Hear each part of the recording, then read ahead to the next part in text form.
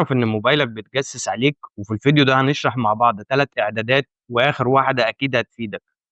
الموبايل ده يعرف عنك كل حاجة، وال3 ميزات أو الإعدادات اللي هنشرحها وهنوقفها صدقني هتتفاجئ بيهم، وكمان هتوفر معاك استهلاك البطارية والإنترنت. لو لسه مش مشترك في القناة اشترك في القناة وفعل زر الجرس عشان يوصلك كل جديد. ويلا بينا.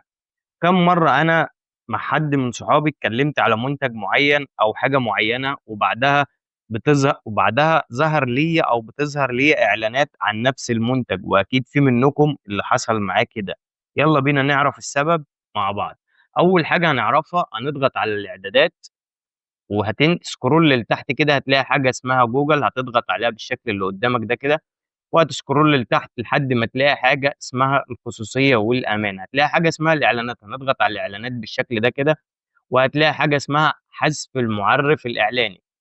تعال اما نشوف ايه هو حذف المعرف الاعلاني. يؤدي هذا الاجراء الى حذف المعرف الاعلاني الحالي. سيظل بامكانات تطبيقات عرض الاعلانات، ولكن قد لا تكون ذات صلة. طيب في النهاية بقى ايه معنى الكلام ده؟ معنى الكلام ده ان هم يعرفوا كل حاجة عنك، ويعرفوا انت بتفكر في ايه وبتتكلم في ايه.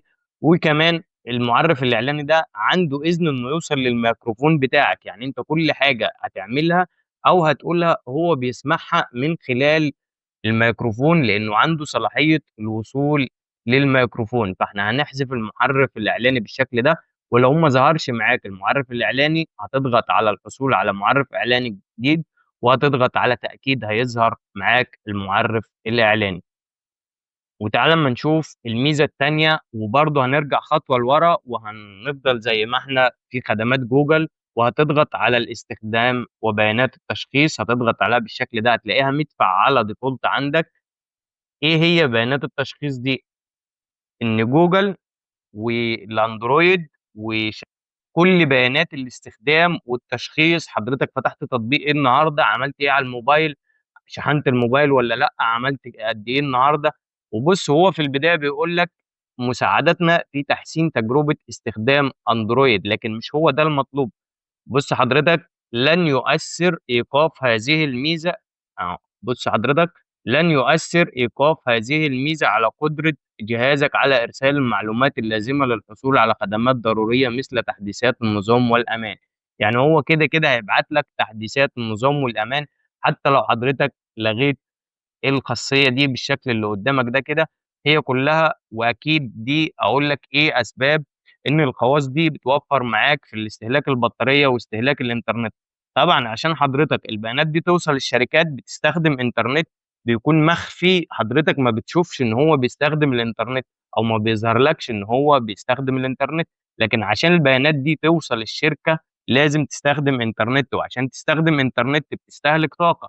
فهي كلها حاجات في داخل الموبايل واعدادات الشركات حضرتك ما بتكونش واخد بالك منها. هنرجع كل تخصيص باستخدام البيانات المشتركه، هتضغط عليها بالشكل ده كده هتلاقي كل الخواص دي عندك. هنشوفها مع بعض. يمكنك السماح لتطبيقات جوجل باستخدام البيانات على هذا الجهاز التي تم مشاركتها بواسطة هذه التطبيقات والمصادر الأخرى لتحسين تجربة أندرويد. يعني هو من الآخر بياخد منك كل حاجة، أي حاجة أنت بتعملها هو بتوصله. فأنت ممكن، طيب انا عايز افهم حاجه، انت ليه طالب جهات اتصال الجهاز؟ يعني لو انت هتحسن لي تجربه نظام اندرويد ليه واخد الاذن بجهات اتصال الجهاز؟ يبقى انت هتوقف الخواص دي كده، وبكده يكون انت وصلك المعلومه ان موبايلك يعرف كل حاجه عنك وبيتجسس عنك، حتى الصوت حتى الميكروفون. وبص حضرتك كلمة وسائط خارجية دي والجيميل والخرائط، كم مرة تيجي يوصلك رسالة على الجيميل يقول لك المخطط الزمني؟ يعني هو أصلا بيديك مخطط أنت رحت فين خلال الشهر ده أو الأسبوع ده. فهو جوجل والموبايلات ونظام أندرويد بيكون في خواص تانية مخفية كتير جدا تعرف كل حاجة عنك. لو حابب تعرف عنها أكتر ما تنساناش من الاشتراك وتفعل زر الجرس عشان يوصلك كل جديد.